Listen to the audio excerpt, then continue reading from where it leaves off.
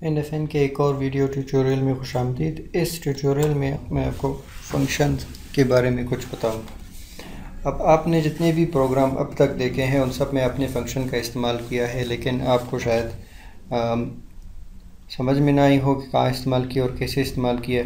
तो फ़ंक्शन असल में ये भी एक फ़ंक्शन है जिसे हमने आज तक इस्तेमाल करते आए हैं, और हम जब भी कोई प्रोग्राम वगैरह बनाते हैं तो उसमें सबसे पहले हमारे पास जो फ़ंक्शन है मेन वो ही चलती रहती है।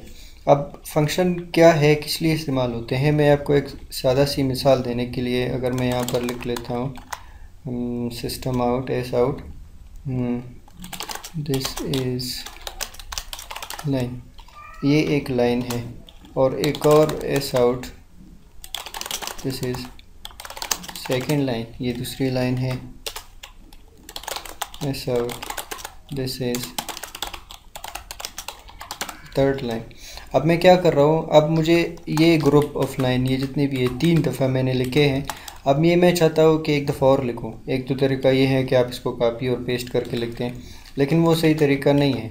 सही तरीका क्या है कि आप इन सब को एक फ़ंक्शन में बना कर लिख दें और उस फंक्शन को यहाँ पर बार बार कॉल करते जाए। मैं इनको कट कर रहा हूँ Ctrl+X, और मैं यहाँ पर लिख लेता हूँ प्रिंट। अब ये प्रिंट क्या है, हम इस प्रिंट को ख़ुद बनाएंगे।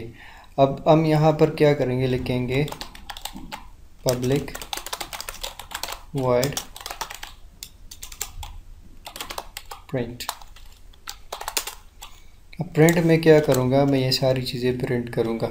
अब जब हमने इसको एक दफ़ा प्रिंट किया, और मैं यहाँ पर लिख लूँ एक न्यू लाइन ताकि हमें पता चले, और जब मैं इसको चला कर दिखाऊँ आप लोगों को तो आप देख सकते हैं this is a line, this is second line, this is third line. मैं इसको अ की बजाय करता हूँ फर्स्ट लाइन।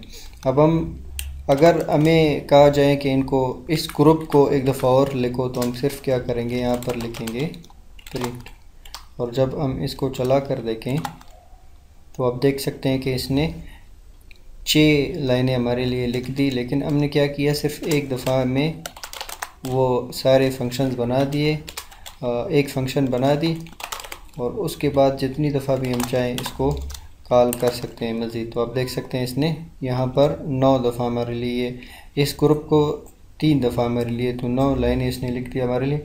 तो हमने क्या किया, अभी अगर इस तरह की एक बहुत बड़ी कोडिंग है 100 लाइन, 150 लाइन, 200 लाइन की, तो आप उसको अगर 2 दफ़ा भी चलाना चाहे, तो अगर 200 है तो फिर 400 लाइन ऑफ कोड लिखनी पड़ेगी। लेकिन आप क्या करेंगे, आप उसको एक फ़ंक्शन में बंद करके उस फंक्शन को मेन में आप सिर्फ कॉल करेंगे। अब मैं यहाँ पर क्या कर रहा हूँ, मैं यहाँ पर इस फंक्शन को कॉल कर रहा हूँ, और यहाँ पर क्या कर रहा हूँ, इस फंक्शन को डिफ़ाइन कर रहा हूँ कि मेरा जो प्रिंट फंक्शन है वो करेगा क्या और इसमें क्या क्या चीज़ें होंगी। अब ये जो वाइड है, इसका मतलब है कोई चीज़ वापस मत भेजो, रिटर्न नहीं करो। अब इस प्रिंट को एक हुक्म मिला है प्रिंट करने का, उसने ये 3 लाइन प्रिंट करके दे दिया और इसका काम ख़त्म हो गया। एक और भी फंक्शन का एक टाइप है, फंक्शन की खासियत है या तरीका है जिसमें हम कोई वैल्यू रिटर्न करते हैं, और एक और तरीका है जिसमें हम कोई पैरामीटर यहाँ पर कोई वैल्यू सेंड करते हैं।